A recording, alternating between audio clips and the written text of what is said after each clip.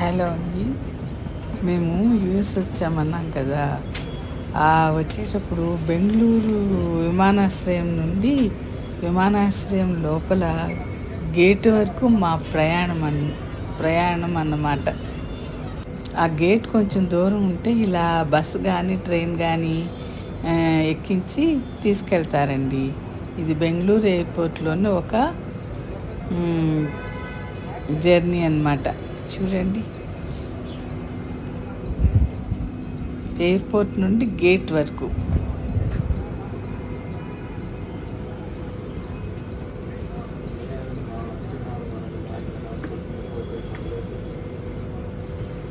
Start అవుద్దేమో రండి.